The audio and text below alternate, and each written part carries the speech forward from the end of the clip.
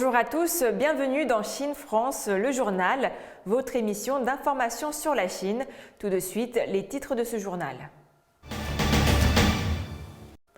Le commerce Chine-Union européenne est en hausse de 12,2% au cours du premier trimestre 2022. AstraZeneca lance un centre d'innovation en médecine traditionnelle chinoise dans le sud-ouest de la Chine. La Chine supprime les droits de douane sur ses importations de charbon. La gigantesque voie navigable Beijing-Hanzhou s'écoule à nouveau après un siècle d'inactivité. Changement de direction chez Alibaba Cloud, son président Leng Geng a laissé sa place à Huang Haijin. Le commerce bilatéral entre la Chine et l'Union européenne a fortement augmenté au cours du premier trimestre, a déclaré Gao Feng, porte-parole du ministère chinois du Commerce. Le commerce bilatéral a bondi de 12,2% en glissement annuel pour atteindre 205,87 milliards de dollars, a déclaré Gao Feng, porte-parole du ministère chinois du Commerce, lors d'une conférence de presse. Au cours du premier trimestre, les échanges bilatéraux de produits mécaniques et électriques, de produits industriels légers et de produits de haute technologie ont respectivement augmenté de 10%, de 19% et de 31%. La Chine et l'Union européenne partagent de larges intérêts communs et une base profonde de coopération.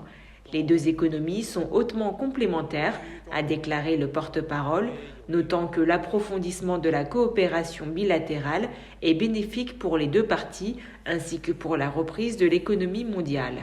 Il a ajouté que la Chine est prête à travailler avec l'Union européenne pour maintenir la stabilité des chaînes industrielles et d'approvisionnement et pour favoriser de nouveaux moteurs de croissance dans la prévention des épidémies, le numérique, les sciences et la technologie afin d'insuffler un élan dans le développement de la coopération économique et commerciale bilatérale.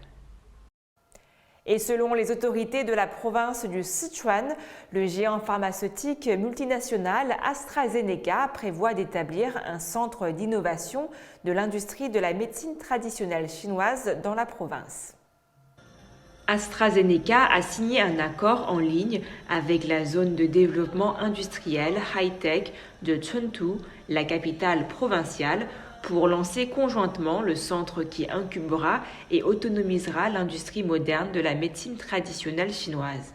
Le centre intégrera une institution de recherche dirigée par des universitaires et des plateformes qui offrent un soutien à l'industrie de la médecine traditionnelle chinoise, la modernisation des entreprises et la commercialisation clinique. AstraZeneca a installé son siège social de l'ouest de la Chine dans la zone de haute technologie de Chengdu en novembre 2020. Le siège régional a commencé ses activités en septembre de l'année dernière. La zone high-tech de Chengdu compte plus de 3000 entreprises médicales. Au premier trimestre 2022, la production industrielle et la valeur ajoutée industrielle des principales entreprises médicales et de soins de santé de la zone ont respectivement augmenté de 14,2% et 8% par rapport à la même période de l'an dernier. Basé à Londres, AstraZeneca se concentre sur le traitement des maladies respiratoires, cardiovasculaires, métaboliques, rénales et digestives. Elle est entrée en Chine en 1993 et a réalisé un chiffre d'affaires total de 37,4 milliards de dollars dans le monde en 2021, dont 6 milliards de dollars provenant du marché chinois. La Chine a provisoirement supprimé les droits de douane sur les importations de charbon à partir de mai afin d'assurer l'approvisionnement en énergie, indique jeudi un communiqué officiel. Selon la Commission des droits de douane du Conseil des affaires d'État, cette suppression s'appliquera au cours des 11 prochains mois à partir du 1er mai. La Chine a annoncé ce jeudi la suppression des droits de douane sur ses importations de charbon. Dans un communiqué, l'administration des douanes a annoncé l'abolition des droits à l'importation sur le charbon à compter du 1er mai et jusqu'au 31 mars 2023. Les droits perçus sur le charbon imposé s'élèvent actuellement entre 3 et 6%. Cette mesure est prise afin de garantir plus avant l'approvisionnement énergétique du pays et son développement, précise le communiqué. Confronté l'an dernier à des pénuries d'électricité, le géant asiatique a entrepris de relancer sa production de houille et ordonné à ses mines de produire autant de charbon que possible. Des projets de centrales à charbon ont en outre été lancés massivement en 2021. Pour la première fois depuis un siècle, le Grand Canal de Chine revoit l'eau couler de Beijing au nord à Hangzhou au sud. Les premières sections de ce long cours d'eau artificiel datent de plus de 2000 ans. Des efforts ont été déployés ces dernières années pour ouvrir et alimenter en eau l'ensemble de cette voie navigable. Un projet récent a permis de pomper des centaines de millions de mètres cubes d'eau dans la partie nord du canal. Les autorités affirment que l'ensemble du projet améliorera l'écologie et l'environnement du réseau fluvial et contribuera à restaurer la vitalité de ce site classé au patrimoine mondial de l'UNESCO. Alibaba Cloud, la section cloud computing du groupe Alibaba, a lancé un grand remaniement de son équipe dirigeante en avril. Le président d'Alibaba Cloud en Chine, Leng Geng, a ainsi cédé sa place à Huang Haijin, qui occupait jusqu'alors la fonction de vice-président. Ce dernier possède une bonne expérience dans le monde de la technologie. Avant de rejoindre le groupe de Jack Ma, il avait fait ses armes pour d'autres grandes sociétés comme Dell, Oracle ou Tencent Cloud. Dans le même temps, le vice-président du groupe Alibaba, Guo Qijun, également responsable des ventes et de l'écosystème d'Alibaba Cloud, a également quitté son poste. Ce remaniement intervient alors que le business model du groupe Alibaba est en pleine reconfiguration. Alibaba connaît en effet sa plus faible croissance des ventes depuis son introduction en bourse en 2014, mais pour autant, les revenus de sa section cloud computing connaissent une croissance fulgurante, plus de 19% en glissement trimestriel entre 2020 et 2022. Plaque tournante financière de la Chine, Shanghai abrite le siège de multiples institutions mondiales pour assurer la stabilité financière tout au long de l'épidémie de Covid-19. De nombreux employés ne quittent plus leur bureau. Reportage. Cette banque de la nouvelle zone de Pudong à Shanghai est fermée depuis fin mars. Mais Zhang Yu et ses collègues sont restés au bureau depuis lors.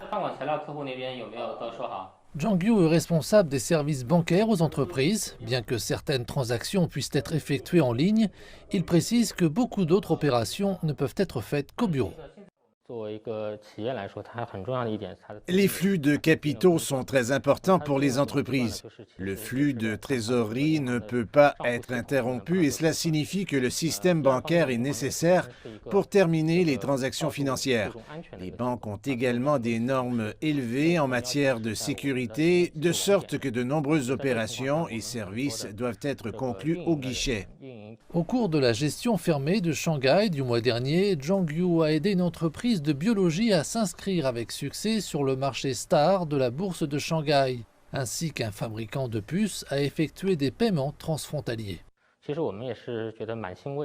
Nous sommes heureux de venir en aide car les transactions sont payées aux petites et moyennes entreprises de la chaîne d'approvisionnement. Bien que nous n'assurions qu'un léger soutien, nous sommes heureux de le faire. La banque dans laquelle Zhang Yu travaille compte plus de 70 employés, dont 11 dorment au bureau depuis plus d'un mois.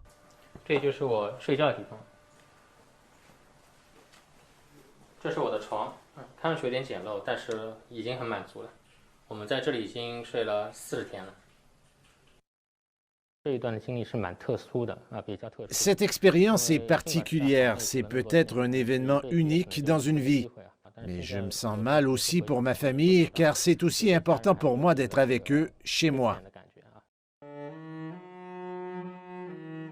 Rester si longtemps au bureau peut sembler ennuyeux, mais heureusement, Zhang Yu a apporté son violoncelle à la banque. Il n'est pas le seul à vivre sur son lieu de travail en ce moment. En effet, au moins 20 000 employés séjournent dans le quartier financier de Lujiazhu à Shanghai pour assurer la stabilité du système financier chinois, alors que la ville lutte contre cette dernière poussée de Covid-19. C'est la fin de votre journal. Merci à tous de l'avoir suivi. Vous pouvez revoir nos émissions sur le site www.mandarintv.fr. Très belle journée ou très belle soirée à tous.